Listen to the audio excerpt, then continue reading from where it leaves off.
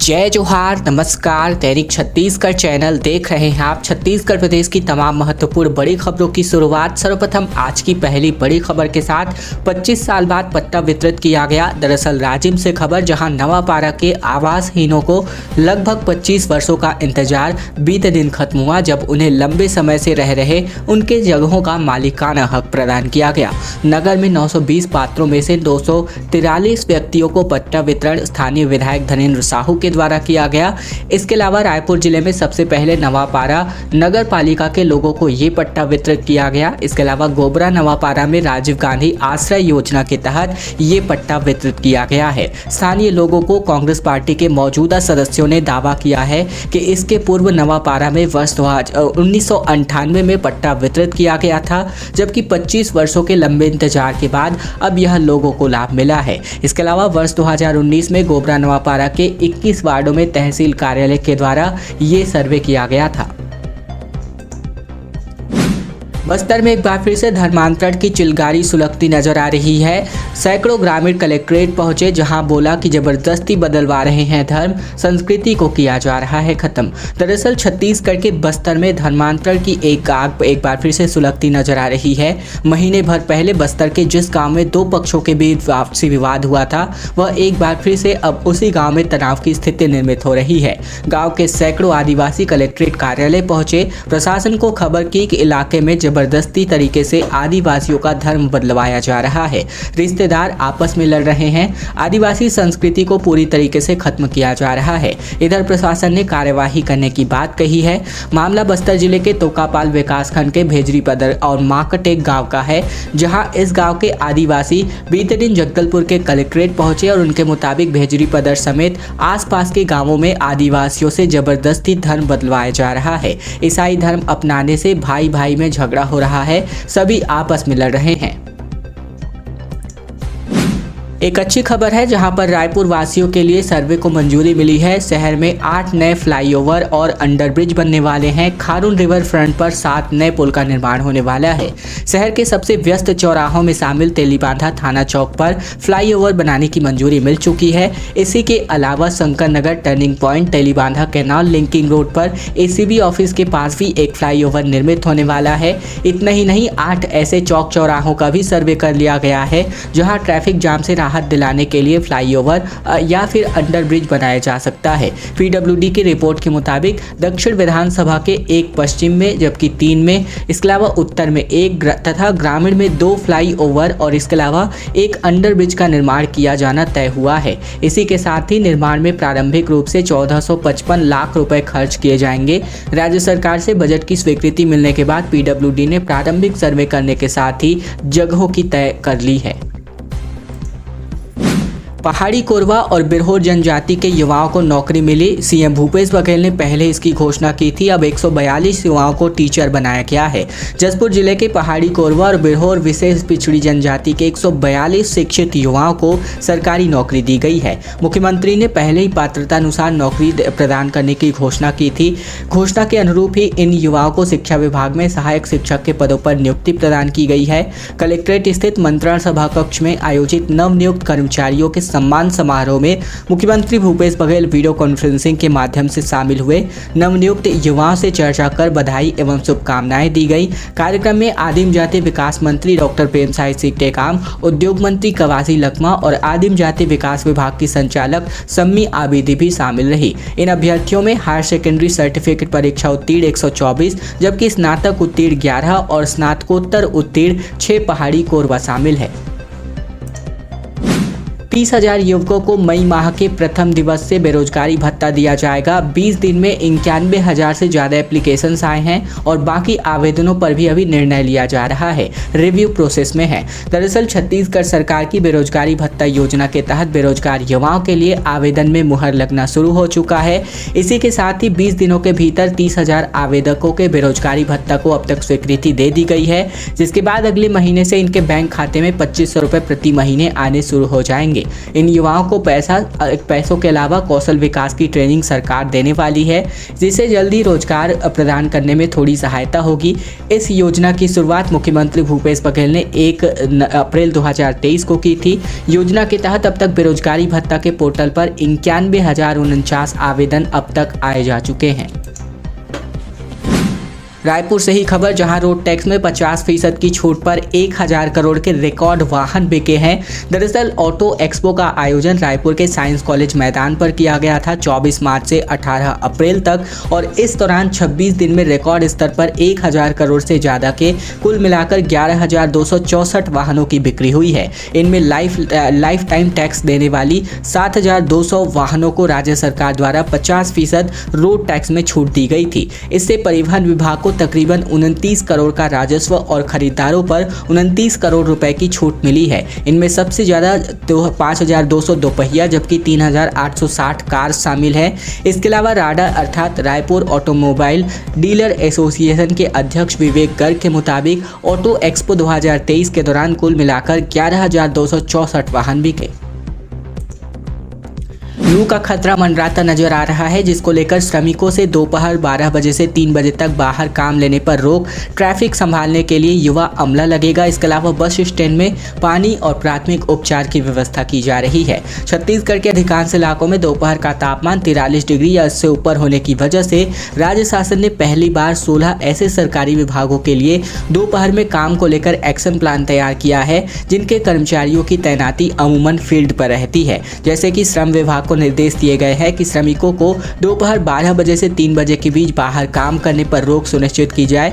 Police से कहा गया है कि सड़कों पर ट्रैफिक संभालने वाली ड्यूटी में युवाओं को लगाया जाए। इसी तरह परिवहन विभाग को निर्देश दिए गए हैं कि हर स्थायी और अस्थायी बस स्टैंड पर पीने के पानी और प्राथमिक उपचार की व्यवस्था होनी चाहिए। इसके अलावा कई तरह की गाइडलाइन है, जिन पर लू के खतरे वाली अवधि अर्थात 31 मई तक अमल करने के लिए कहा गया है।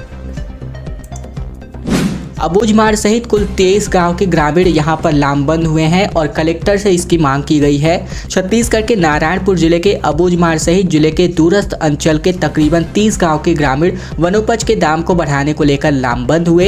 इनमें से 30 गांव के सैकड़ों ग्रामीणों ने रैली निकाल करके विरोध प्रदर्शन करते हुए साप्ताहिक बाजार में गोदाम बनाने वाले सहित समर्थन मूल्य में लघु वनोपज खरीदी करने की मांग को लेकर नारेबाजी करते हुए कलेक्टर के नाम ज्ञापन सौंपा गया। इसी के अलावा अबूझमाड़ सहित जिले के दूरस्थ अंचल में निवासरत 10 ग्राम पंचायत के अंतर्गत 30 गांव के सैकड़ों ग्रामीण बोरन गांव में एकत्रित हुए। इनमें ग्राम पंचायत करमरी कलमानार के यहाँ पर जो लोग हैं वो भी शामिल रहे। इसमें ग्रामीण तेंदुपत्ता दर 600 रुपये सैकड़ा करने, तेंदुपत्ता का नगद भुगतान करने समेत व्यापारियों द्वारा बाजार में समर्थन मूल्य में वनोपज खरीदी करने जाने की घोषणा को लेकर कलेक्ट्रेट का घेराव किया गया।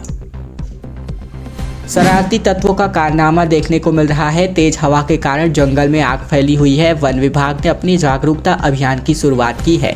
अंबिकापुर से खबर, जहां छत्तीसगढ़ के सरगुजा जिले के जंगलों में तापमान बढ़ने के साथ ही शरारती तत्वों ने जंगल में आग लगा दी है। इससे जंगल का काफी बड़ा हिस्सा आग की चपेट में है। सूचना के बाद रेंजर विजय कुमार तिवारी के साथ मौके पर पहुंचे और वन विभाग ने समय रहते ही आग पर काबू पाया।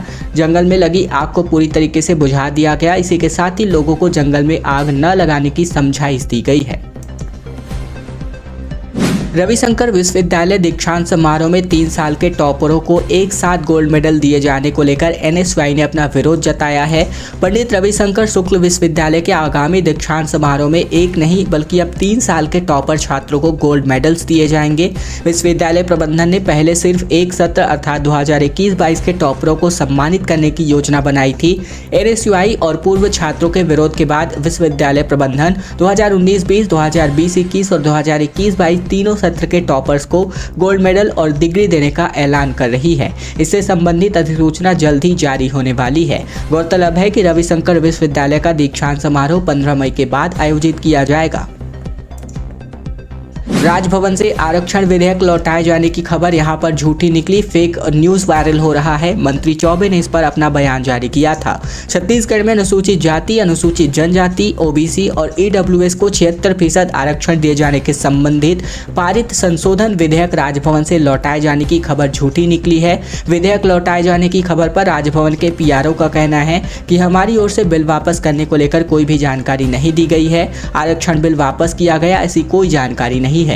इधर राज्यपाल द्वारा आरक्षण विधेयक वापसी की खबर से संसदीय कार्य मंत्री रविंद्र चौबे ने भी इनकार किया है। मंत्री चौबे ने मीडिया में विधेयक वापसी को लेकर चल रही खबरों को भ्रामक खबर बताया है।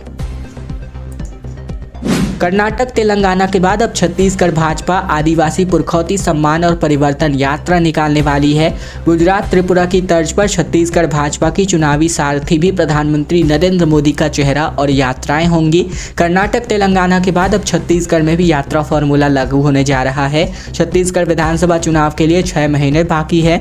ऐसे में कांग्रेस और भाजपा समेत अन्य पार्टियां अपने सियासी समीकरण को दुरुस्त करने में जुट गई हैं। कांग्रेस ने भारत जोड़ो यात्रा के बाद अब हाथ से हाथ जोड़ो यात्रा निकाल रखी है। वहीं दूसरी तरफ छत्तीसगढ़ भाजपा ने भी सत्ता वापसी को लेकर कमर कस ली है।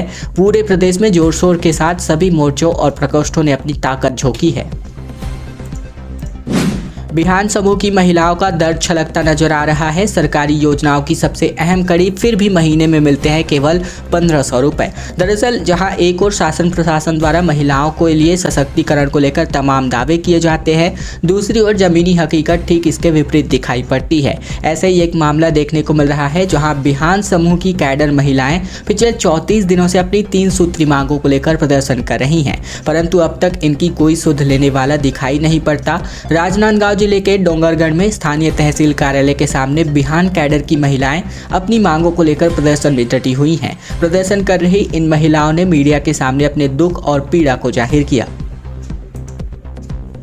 छत्तीसगढ़ के नेताओं के साथ साथ प्रदेश भर के साथ ही पूरे देश भर के नेताओं के ट्विटर हैंडल से ब्लू टिक गायब हुआ। फहरिस्त में रमन सिंह, सिंहदेव, कवासी लखमा और सरोज पांडे भी शामिल है, जबकि कुछ ने इसके लिए पैसे भी चुका दिए हैं। ट्विटर ने देश और दुनिया में कई नामचीन लोगों के अकाउंट से ब्लू टिक हटा दिया है। इस फहरिस्त में छत्तीसगढ़ के पूर्व मुख्यमंत्री डॉक्टर रमन सिंह, मंत्री टीएस सिंहदेव, रविंद्र चौबे, कवासी लखमा और सांसद सरोज पांडे भी शामिल हैं। इसी के अलावा कई मंत्री और नेताओं के नाम भी शामिल है। इनके अलावा दोनों ही पार्टियों के प्रदेश प्रभारी अर्थात कांग्रेस की प्रदेश प्रभारी कुमारी सैलजा और बीजेपी के प्रदेश प्रभारी ओम माथुर के अकाउंट्स में भी ब्लू टिक दिखाई नहीं पड़ता है। केंद्र को घेरने के लिए कांग्रेस अब लगातार वक्ता खोज रही है। 22 अप्रैल से जिलों में आवाज वक्ता चयन अभियान शुरुआत हुई है। दरअसल अब बात करें चुनावी साल में केंद्र सरकार को घेरने हेतु कांग्रेस ने वक्ताओं की तलाश शुरू की है। प्रदेश के सभी जिलों में कांग्रेस तेज तर्रार वक्ताओं का चयन करने जा रही है, जिनके माध्यम से केंद्र सरकार की गलत नीतियों पर प्रहार किया जाएगा। वहीं राज्य भवन में वक्ता चयन कमेटी के सदस्यों की बैठक इसको लेकर हुई।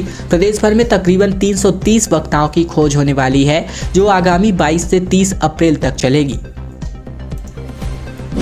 नक्सलियों की साजिश नाकाम हुई। सर्चिंग के दौरान जवानों को आईडी बम मिला, जिसका विस्फोट करने का यहाँ पर डिफ्यूज करने का वीडियो जो है छत्तीसगढ़ के जवानों ने जारी किया है। दरअसल छत्तीसगढ़ के नारायणपुर जिले के पल्ली बारसूर मार्ग पर स्थित कडेमेटा कैंप के सुरक्षा बलों की संयुक्त टीम नक्सली विरोधी अभियान में सर्चिंग के लिए रवाना हुई थी और इस सर्चिंग के दौरान सुरक्षा बलों की टीम बड़े बुरगुम के गाँव के पास ही पहुंची थी कि सड़क से कुछ दूर नक्सलियों के द्वारा जवानों को नुकसान पहुँचाने के उद्देश्य से प्लांट किए गए प्रेशर कुकर आईडी को बरामद किया गया।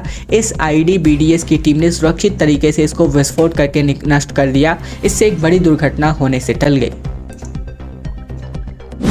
चांद यहाँ पर दिखाई दिया है। अब खुशियों का ईद आज होने वाला है। आज के दिन दावतों का दौर शुरू होगा। इसके अलावा 50 से ज़्यादा मस्जिदों में नमाज की प्रक्रिया अदा होने वाली है।